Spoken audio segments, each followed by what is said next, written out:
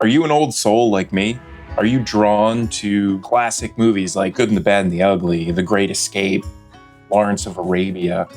Do you enjoy stylized films like anything Wes Anderson does, or Pulp Fiction, Reservoir Dogs, Quentin Tarantino? If you are, I've got something to show you. What's up, everybody? My name's Paul Garrison. Welcome back to the channel. This is your first time. Thanks for stopping by. This is one of those interesting videos where photography and videography come together, right? Because today I want to talk about Dehancer. Dehancer is a film emulation plugin that you can use for all of your video editing software and all the major photo editing platforms. Photoshop, Lightroom, Capture One, Affinity. They've got you covered. Now, before I get more into this, I do have to tell you, this video is not sponsored by Dehancer, but they did provide me with a free license to try this out. Do you mind if I tell you a story?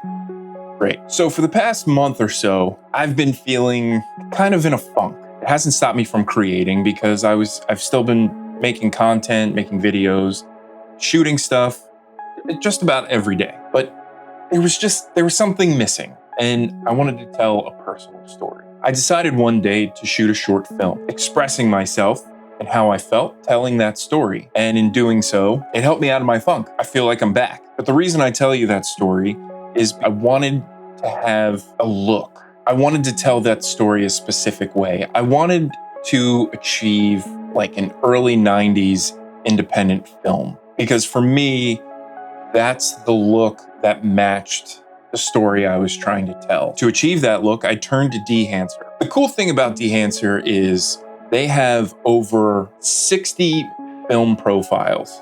And just to say, okay, cool, we just created a whole bunch of things that look like film. No, the company studied every characteristic of these different film stocks. And not only were they true to source, but then they also give you that little bit of like creativity play. So if you really want to stylize the look you're going for, I do have to say, it's not the type of plugin like a LUT where you just slap it on and that's it, set it and forget it. You actually have to massage a little bit. I'm the type of guy that likes to push all the buttons and slide all the sliders because I want to see what everything does. What also Dehancer does is you can go to their website, you can go to their Learn tab and learn what the operation of these tools are. They give you like little tips on how to use the tools, which I found very helpful. So going back to my short film, and I know that I wanted this 90s indie vibe, I decided to look up certain movies to see what film they were shot on. That's where I started in Dehancer. A lot of them were shot on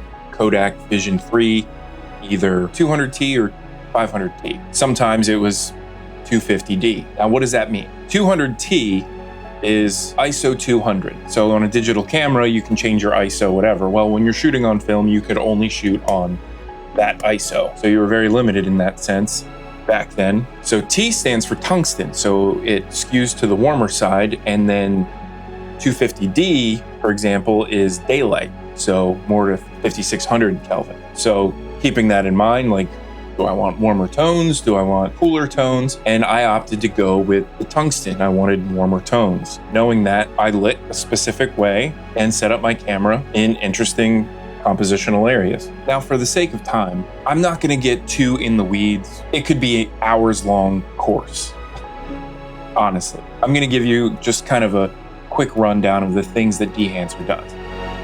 So starting off in Dehancer, you have your input. So that is where your footage is coming from. If you just have a raw clip, you can choose your camera, the format that you shot in. I shoot in C-Log 3, so I can really get deep into the color grading experience. Right after input, you have all of your film profiles. Now, like I said before, there's over 60 profiles here, and everything from color to black and white. I settled on Kodak Vision 3 200T. Then what's cool is you have your film developer. In the film developing process is you have to have a recipe of chemicals that help you develop the film, get what you want. So this section allows you to really fine tune and adjust and create your own recipe. for lack of a better term, which is fun.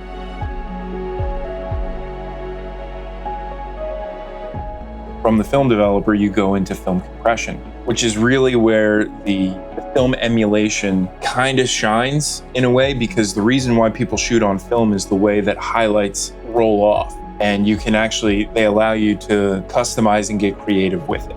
So jumping ahead to the print section, like, you know, your photos were going to be printed on a type of paper or negative film. What's going to get run through the projector and show the final product. From there, we get to the color head. The color head is probably one of my favorite parts of this tool because you can really play with the stylization of your image. Like, this is where you can really play with the tones of the image, whether it's the yellow-blue balance, the magenta-green, or cyan and red. Like, moving those sliders around ever so slightly, it allows you to get really creative. If you want to get real spacey and out there, like Poor Things, you know, you can emulate a lot of these looks, which is great. And then jumping ahead to film grain, you know, that's just the amount of grain, and you can change it depending on the type of film. So I want it to look like I shot on ISO 200, so I put it on ISO 250. I don't want heavy grain. If you go to like 100% grain, digital emulation can kind of only do too much. So I like to bring it back somewhere in the 3 to 6 range. Kind of feels right. And then halation and bloom. These are two sought after features of film emulation. The halation kind of adds like almost like a glow, with leans on a little bit of the red orange area. And the bloom kind of, it's self-explanatory really. It blooms that highlight, right?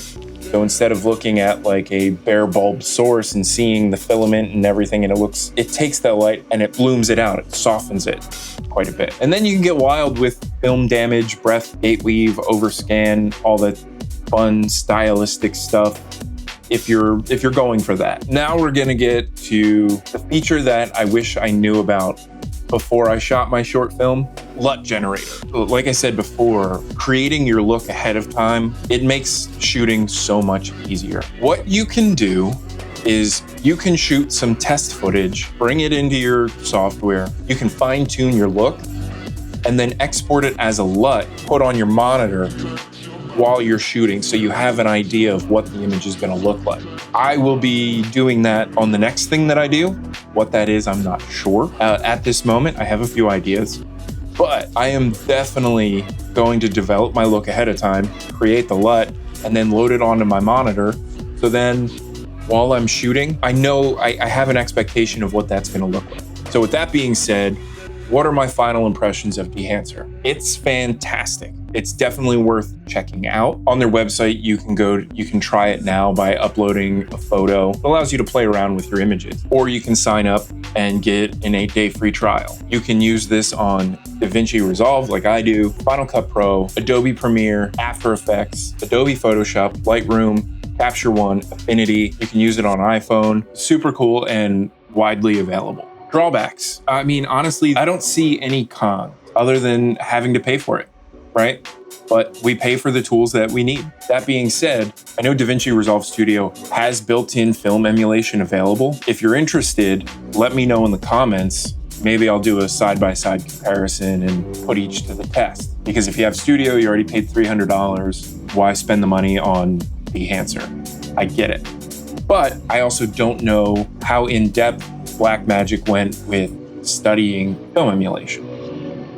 Going back to Dehancer, if you want just the film grain or just the bloom, just the halation, or the breath and damage features, you can buy those separately. But honestly, a lifetime license for Dehancer Pro is $449. It's done, you get your upgrades. For me, it's a no-brainer. Instead of subscription models, it just makes more sense to buy it and then just use it. Gotta say, Dehancer, well done. I think it's great. It's definitely worth the price of admission. With that being said, check out my short film. It's available here. It's called Echoes, a short film about creativity or lack thereof. So head on over, watch that next, and leave it some love. Drop in the comments what you thought about it. Give it a like. Share it with your friends. We've all experienced a creative struggle at some point. So hope you enjoy it. Hope you enjoyed this one. Have a great day.